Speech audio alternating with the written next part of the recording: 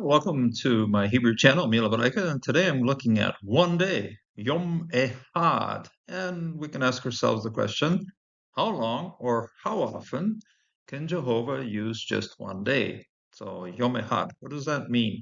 And just simply as a day for this or that or whatever it is. And we're going to use the Hebrew scriptures and the Hebrew language to define what it means to have one day.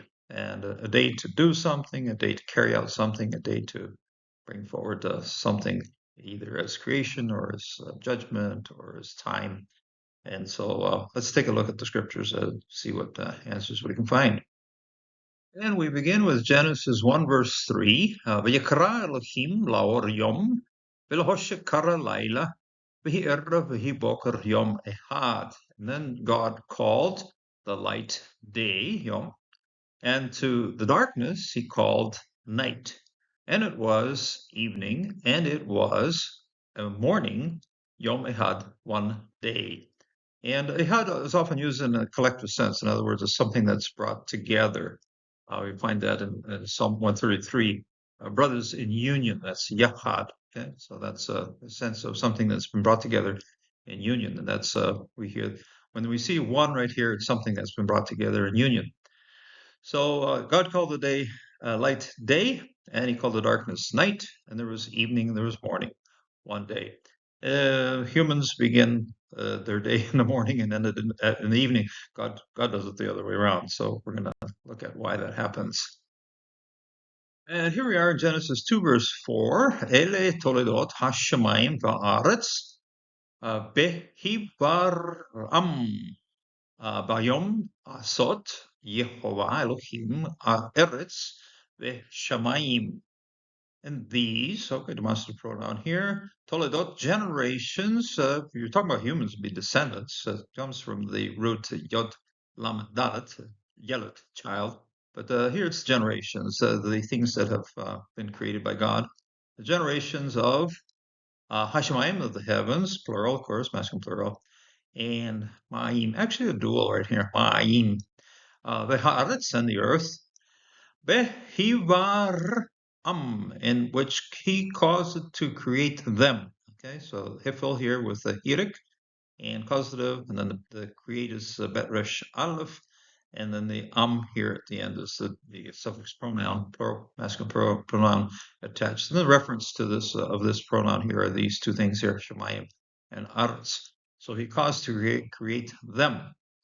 Bayom, in a day. Okay, notice here very clearly, no no definite article indication at all here, just very indefinite here with just simply Shava, certainly a preposition, be, okay, and then Yom, in a day, Aso, which he made, Yehovah Elohim, Jehovah God, Eretz ve-Shemaim, okay, Eretz, nice segolate here with a nice accenting, Eretz ve-Shemaim, earth and heavens.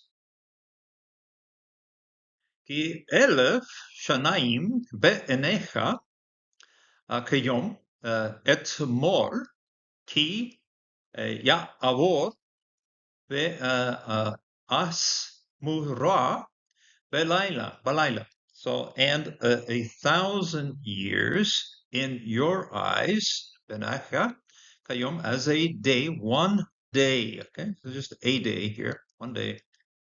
Etmol, mol, by the way, is something that goes on front, actually used for foreskin as well. So circumcision here, that has gone before, okay? That's a past day, okay? It's gone before us. So, okay, Yom Etmol, ki avor, that he is crosses by, okay? Avor, crossed over, it's already gone past us.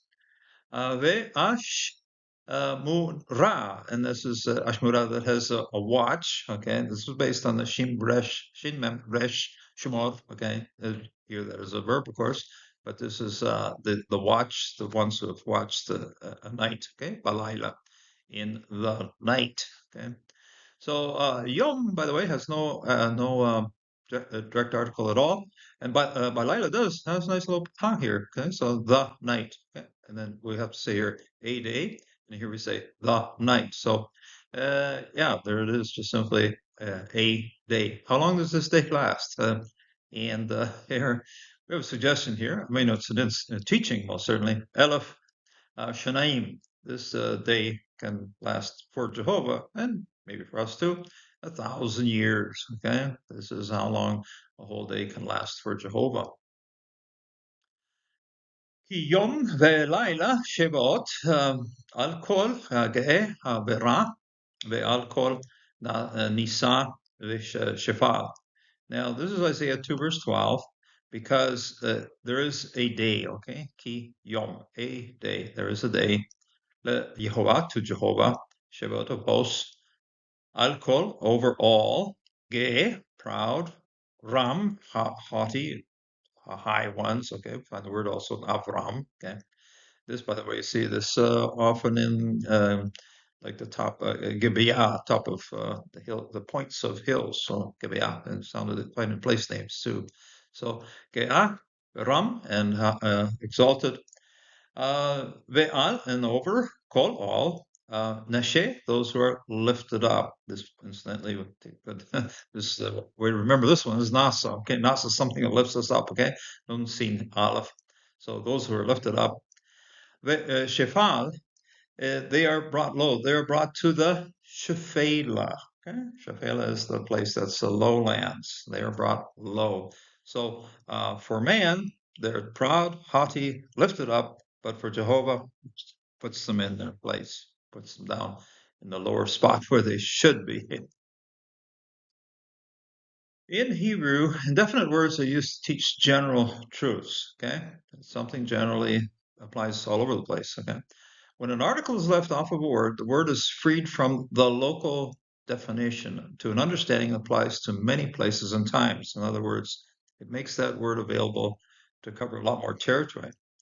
Now, Jehovah can use a day as many times or as long as he wants to complete his creation. We find that in the Genesis story of creating heavens and earth. We as humans start our day in the morning, okay, Boker, and we end it in the evening, Erev. Boker's the sun's coming up, Erev, the sun is going down. God starts his day in the evening and he finishes in the morning. He begins with Erev and then he ends it up in the Boker. Okay, so to us it's inverted, but God uses inverted things to teach us truths, and I've seen it many times. So he starts in the evening, finishes in the morning. And God, Jehovah, carries out his creation outside of our concept of time. We've got it all laid out, got it all figured out based on our thinking. Boy, Jehovah is totally beyond all of that. Now, the Bible is very clear about a judgment day when Jehovah will judge everyone and everything. We usually think of it as some far future apocalyptic day. Okay, and we can think of it that way, certainly, because that's certainly true. But we've become far too comfortable with that timeline. In other words, we're willing to push off into the future anything that the consequences of what we're doing. But each day, okay, Yom, of our present existence is a day of judgment. In other words, we live under judgment right now. Evil impacts us in the present time, and God responds every single day. We may think we're getting away with evil, but we always live with the consequences of that evil, even right now. So faithfulness to Christ is the only thing that will bring us to a favorable judgment from God today and for eternity when we finally do come to that day.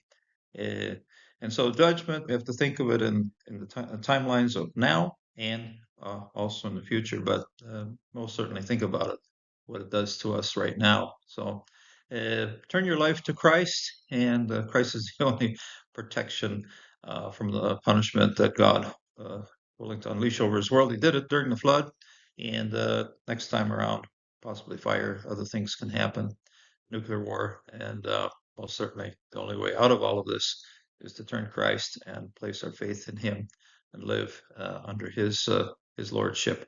God bless, and until the next time.